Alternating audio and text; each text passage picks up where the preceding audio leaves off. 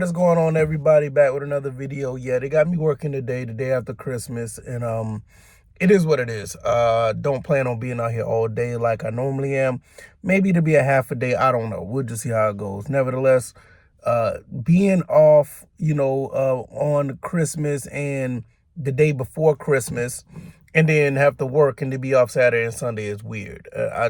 But hey, I love my job. I can't complain for the most part. With that being said, man, I appreciate everybody who's came through and watched the live stream last night. That was pretty dope. We had fun talking about some stuff. And it's pretty interesting how things are going in the world today. It really is. But check me out. I will be live again tonight. Trying my best to go ahead and jump back on to Order 1886. We can finish that game. We may finish it tonight because it's a fairly short game, so it doesn't take that long to finish. So we may do that. With that being said, let's go ahead and get into the topic of this video. Last night I was talking about AI and GPUs and all this other stuff and how it's going to affect the market. And I noticed that a lot of developers, a lot of companies are actually embracing AI. They're actually embracing this stuff and they want to implement it in their games. Some companies have done it already, and some of the fans have, revolted against it. There's some controversy about Battlefield 6 using it. Clay Obscure 33 used it at some point. And these other games are really into using it. And I'm interested in see how things will go when it comes to actually performance and optimization of games. Because, we talked about GPUs and the RAM situation. Some GPUs may come with VRAM, some may not. Actually, building PCs nowadays is going to be more expensive. So some companies may have to dial some things back and actually optimize some of their games. So this is where I wonder, like, how games are going to be within the next 3 to 4 years. You kind of see how everything is booming right now because a lot of games that were made like around the COVID years or like right after COVID, you're starting to see a lot of games starting to get back into the space of being more, let's say, flushed out. Games are being back to where they used to be, and you're starting to see a really good level of quality. We looked at that when we looked at the trailers that was coming out for the next few games. So yeah, but how far is that going to go with the way things are going with RAM shortages and all this other stuff? Are we going to continue to see this surge of quality games because the games have to be optimized? Or are we going to start seeing a problem where these games are just going to try to tough it out, push it through? These developers are going to try their best to make these games the way they think they should go based on the progression of technology. And we're going to be left out in the cold because we either can't afford it or we can afford, or we do have the means to play these games at a high level, but they may not be, the quality may not be there because it was just pushed through. I mean, what's going to happen? I don't know. It just, to me, I feel like it's just going to be an interesting moment to see if these companies actually embrace AI to supplement the shortcomings of these games. And I don't know how to feel about that.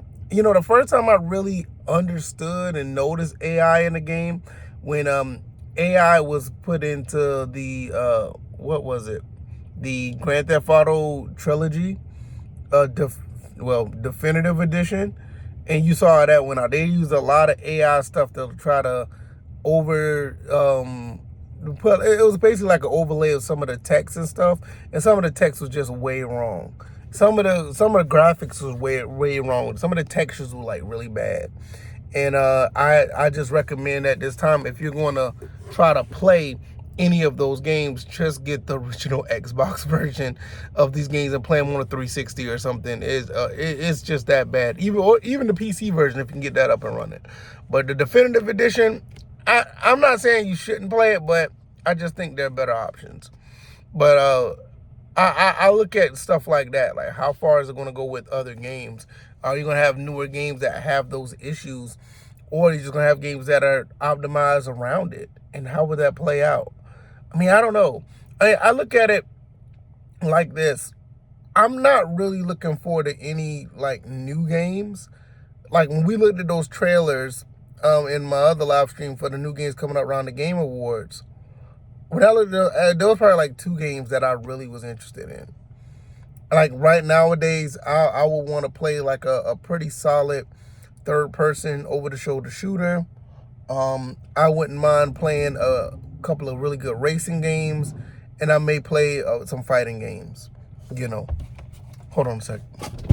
Yo, what's up? You got the paperwork? I put it up there on the desk, in the window. Okay. All right.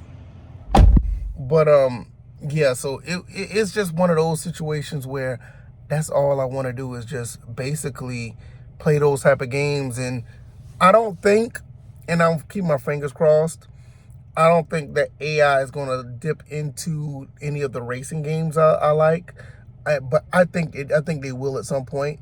But racing games are very easy to optimize and keep and get running, and those games are always fun to play. As far as a third-person over-the-shoulder shooter, yeah, I'm probably gonna be in the weeds on that one, because that can go either way. In sports titles, I think sports titles is actually using them already. And to be honest, I want to talk about this, and I may talk about this later on the live stream, because I think this is interesting. I think AI honestly has a really good space for sports titles, and I'm not sure. I think Madden 26 already uses it. I'm not 100% sure, but I think they are. With Madden 26, I think they're using AI to the point where you can calculate like players and team tendencies.